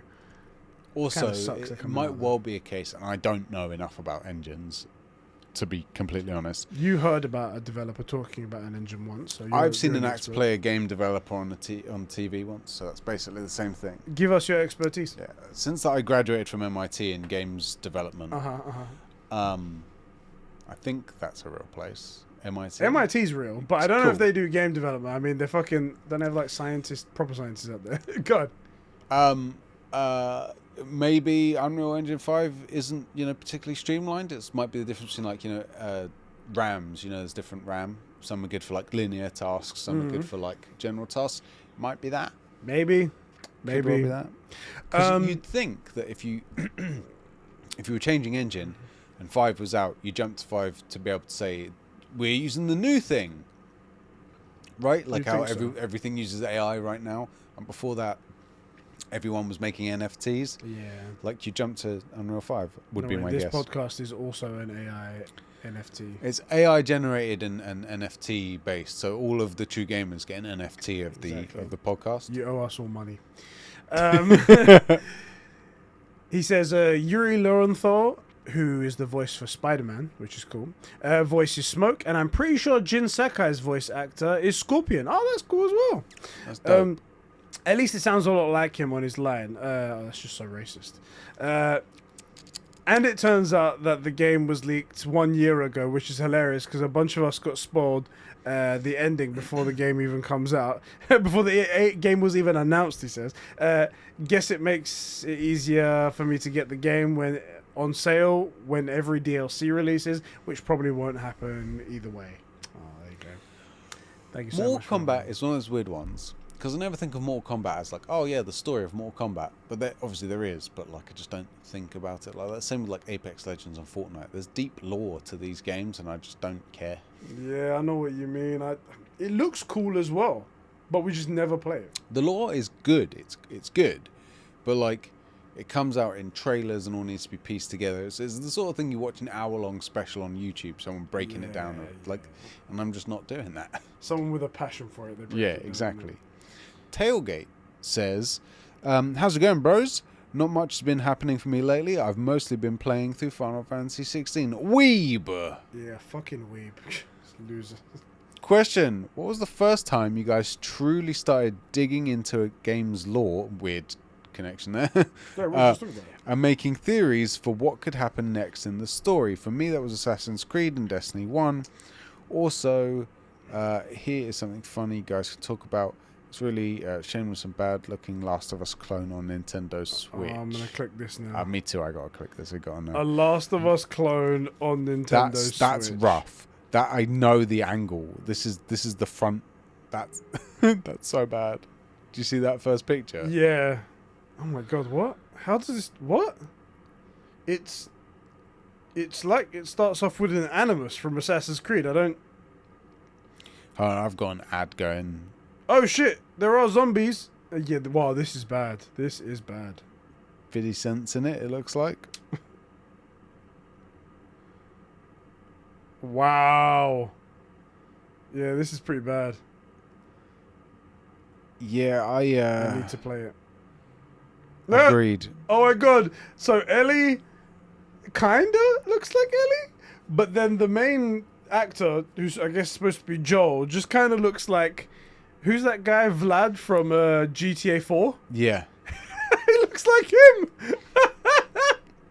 This is crazy. I have to play this game. Yeah, obviously this is the best game coming out. Yeah, this is what it's all about. This is what I need to do is start a stream, just saying I'm playing The Last of Us, and then see how long it takes people to be like, wait a minute. Like, The Last of Us, this game sucks. Hold on a second. The graphics are rough, even for 2013. It's called The Last Hope for anyone who wants to find that. That's I kind of want to play that now. That's rough. So the question was game lore that you got into. What was the first game lore you got into? This is super interesting. I'm gonna modify slightly the thing because it made me think about this when you said it. You know how I've been when I talk about video games now, I talk about them with the deep story and stuff like that. I kind of remember, and it's fairly recently, I say within the last 10 years. Is where games really changed for me. So we had that transition from just playing Call of Duty to then trying out story games. But even when I was playing those story games, it was a bit like movies where like I'd watch movies just to see some action and stuff like that. I play games just to like play a different variety of games. And then I'm like, there's more in here. And now I purely play games for the lore, purely play games for the story. And the gameplay part of it is fun in between, but really I'm just trying to get to that next story beat, that next lore piece, whatever it's going to be. Like I said with movies, like at one point I was watching movies just because there was action. Like stuff blows up. At one point, like we love Batman vs Superman, we love Man of Steel and all those Zack Snyder movies.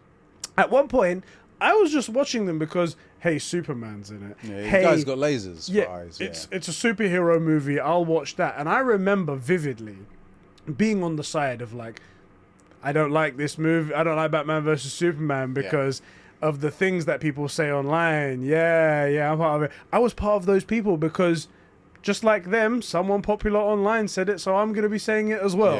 Gives not you having opinion. Not having my own thought and actually thinking about, wait a minute, did their opinion actually make any sense, or is it rife with hypocrisy? And now I'm like, I'm thinking about things way more. I think about stories being told. I think about arcs. I think about like actual meaning to everything and what the imagery is and how things are done, how things are made. And everything is different. I'm enjoying things way, way, way better. Okay.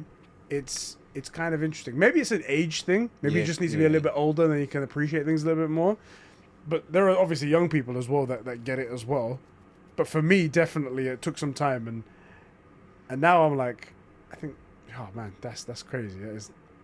I can think about it. And it wasn't even the first time that I played The Last of Us. It might have been The Last of Us remaster time, where I was like, all right, I know. I had slightly different experience because I've gone through the RPG, then FPS, then RPG, and I'm sort of back on FPS a bit. Only because like all the good stuff's already come out and I'm waiting now. I want to say the first, and like me and Tailgate talk about this all the time, like Legacy of Kain, Soul Reaver, those sorts of games, those always had me like, man, what's going on? Like I want to know more. There was like this culture of vampires basically that you were in contact with because of one of the characters, but you never got to see anyone else. So you knew that this culture was there, but you were only experiencing it through another guy. Like if I knew, like if you were my only experience into, or your dad was my only experience into like Turkish culture. Like I know there's a culture there, but I'm like I can't access it. Like I want to access it. But I would say somewhere around about the same time what you were saying. So like The Last of Us was when I was like a bit more mature and like not just I want to know more, but like I want to understand what's going on. And similar-ish time, Black Ops 1. The story in Black Ops 1, the whole way through, I was like, man, what are the numbers? What is this about? Like, I was close to that time as well. I remember seeing it for the first time, I think, and I was like, I don't really understand any of this, but it's interesting. And then I started to get more into it. So So I was, and also like the Nazi zombies in Blops 1 was much more like engaging in there's a story and bits connect, and you know, doing all those extra bits gets you stuff, and like it means things, and they've carried over from the first, you know, World at War stuff. So I'd say somewhere probably around there, and I was definitely too young to really understand the Legacy of Kain stuff as a kid, because I was like 6 or something. No, somewhere between like 6 and 10 playing those games, and I was like into it. But now that I've gone back and like gone back over the law, like, man, there was so much to it, but I couldn't access it because I was dumb and stupid, and now I'm just dumb. Do you know what's? I sometimes think about just what you said there, where like being young and not being able to understand certain stuff. It seems logical. Yeah. But it also seems patronizing at the same time. So it's like you feel weird saying it, like bad saying it. There's so many things that I didn't understand then, or that I thought I understood clearly, but then time passing and having more experience, you're just like, fuck, that's so wrong. Yeah, it's just like, how did I think like that? I think Star Wars is but you wouldn't be able to convince me in that time. No, never. Like you said, Star Wars. I'd seen all the movies, or the original 3, before Episode 1 came out, and I went and watched Episode 1, and it was my favorite of the whole lot. Yeah, because it had the best action. By far the best action, and Duel of the Fates and Darth Maul, like the best villain. Not the best villain, but like the coolest villain. He's doing all these flips, and I haven't seen that in Star Wars. He's got a double-sided lightsaber. Like, it was more action, right? And there was a race in it, and like we didn't really get that. And there's the space fighters, and the fighters from Naboo look so cool. You know, all this stuff. And then you go back as an adult, and you're like, man, the original trilogy are amazing. They're really good, and like Revenge is. Like Empire Strikes Back as well. Oh my god, what a movie, right? And you watch Episode 1. I love Episode 1, but you're like, man, those holes are starting to show in the bit where there are holes. Everything Darth Maul amazing, everything Qui-Gon and Obi-Wan amazing, right? Jar Jar Binks. You had to come out and say it. Like, and so I have a better appreciation for all of those movies now as an adult, and like the prequel movies, like how they connect, and equally I have an even better appreciation of Anakin in the prequels from one Obi-Wan Kenobi, but also the sequel movies, because seeing Kylo is what I couldn't put my finger on for Anakin being wrong, because I always knew it wasn't Hayden, but like Hayden got all the stick for it, but I was like, something's just not right about Anakin, and it just wasn't directed right. Kylo is the Anakin that we should have got. That's the role that Hayden should have played, and him getting to like redeem himself as Vader, which is the bit that he never really got to do, made me like 100% like convinced that I was right all along. It wasn't Hayden, it was Anakin. Just like it's not Anakin's done wrong. He's just not done right. Does that make sense? Yeah, I get you. So yeah, you just have to be older to see those things, especially because sometimes when something comes out and it's new, you just watch it because it's new and shiny and stuff blows up. And double-sided laser sword and Duel of the Fates, like you can't beat that. No. Do you know what I mean? Especially when you're like, when did that come? We were like 11 or 12 or something. You know, amazing. So yeah, probably right around the same time. Yeah, like Black Ops 1, Last of Us. Yeah, I'd say that. Let's read Alan Wake BS Bro 1. He says, so you remember how I said Star Trek Resurgence was a very long game and that I hadn't unlocked the first achievement of the 3 story acts unless it was a bug? It was a bug. That's hilarious. Oh, it's so perfect. Called it into existence. That's so perfect. He says, though, the game was great, but I guess it wasn't very, very long then. Was it worth all of the time that you waited for it? How about that? I've been cleaning up a little. The only games that I have left for the summer are Neversong and, of course, Red Dead Redemption 2, because it's exceptionally long, ongoing game. I, by the way, totally read that as R2-D2, because we were talking Star Wars. I was like, that's an R2-D2 game? Wait. I want to play Case that. in point, I'm only on Chapter 4, over 84 hours in the same game. Damn. Some might say it's taking far too long, but to question them, I question whether they really soaked in a well-built world as they played through the game the first time. I can't imagine mainlining this.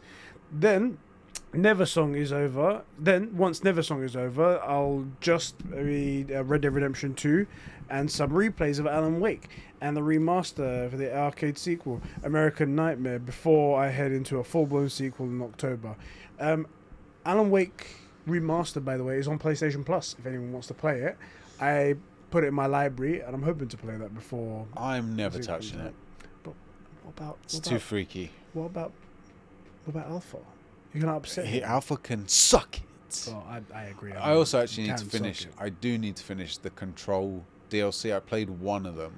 I played, I think, the latter one, not the first one that came out. So I finished the main line, did one of the DLCs, and then was like, I'm going to do this, and something else came out right around the time when I was playing that. I forget what, and just...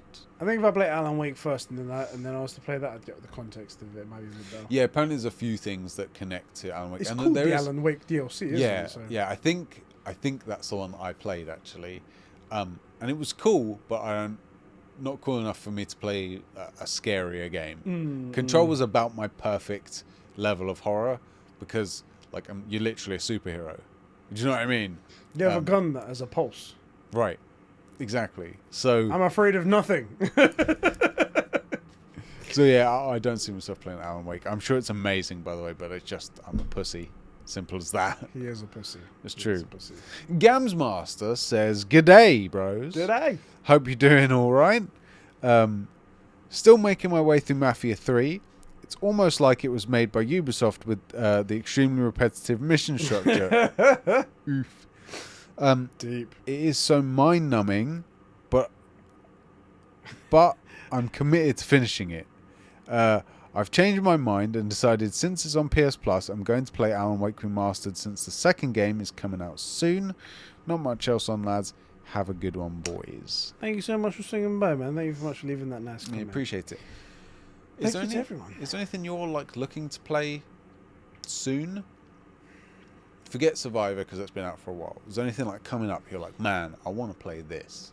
There's a lot of games. There's a lot of games, but it's all in October. That's the thing. October, November time. It's rammed. Yeah.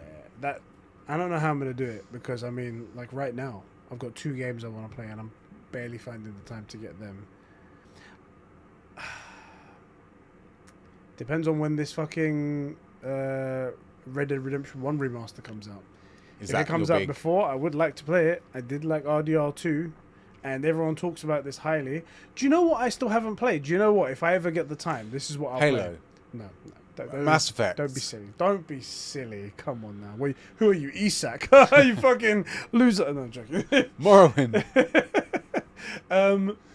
I bought I bought the Batman collection. Oh, okay. Have And you ever played like Arkham Asylum or any of that? Not played Arkham Asylum, not played Arkham City, which apparently everyone says is fantastic. There's one of them I have played. I think it's Arkham Knight I played. Okay. But everyone says that's the Arkham Knight's the weakest of the lot. And I bought that one and I was like, cool, let's play some of this. And I was like, hey, and never touched it.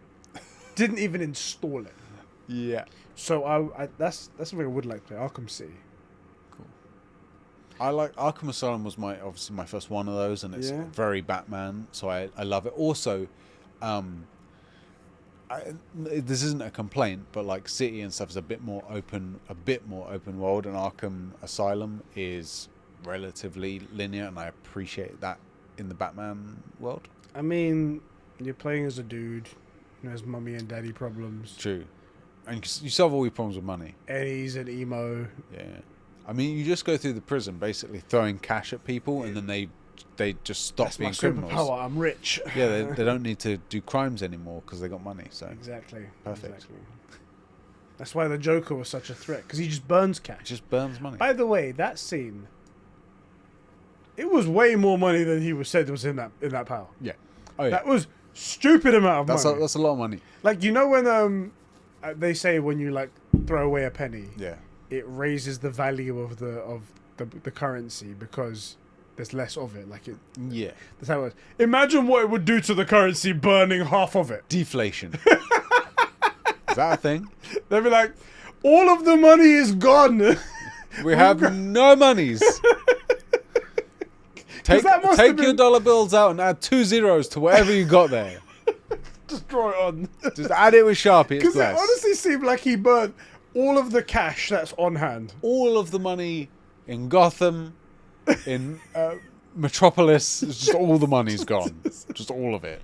That's an extraordinary amount. There's a lot of money.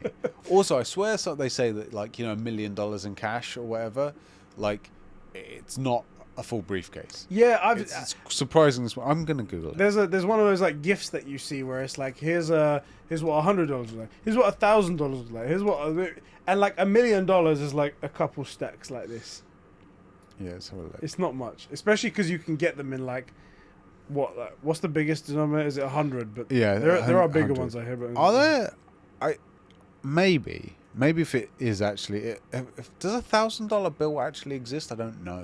I think there is $1,000 bill, but I don't know. Because then it's literally 100 of those. Yeah, it's not many of those. Yeah, it's not many of them. Anyway, guys, thank you so much for tuning into another episode of the True Gamer Podcast. We hope you guys enjoyed it. As of today, we didn't get any information regarding the FTC trial, which today would be the last day of this week. Yeah, it'll probably come out tomorrow. No, it'll be a Monday if it comes out now. But no, what will happen is I'll be on my way home, and the last thing America does before it goes to bed will be like, by the way, BT dubs. Yeah, and I'll be halfway home. Yeah, but yeah. We'll see you guys all in the next one. Hopefully we'll get what's the word? Words? Update? A decision. Decision soon. Hopefully we'll get a decision soon. We need those. All right, guys. Catch you on the next one. Next one, boys. Bye. You're not getting a fist bump because of this. Fist me, Daddy. Go on. Jesus Christ. Jesus Christ.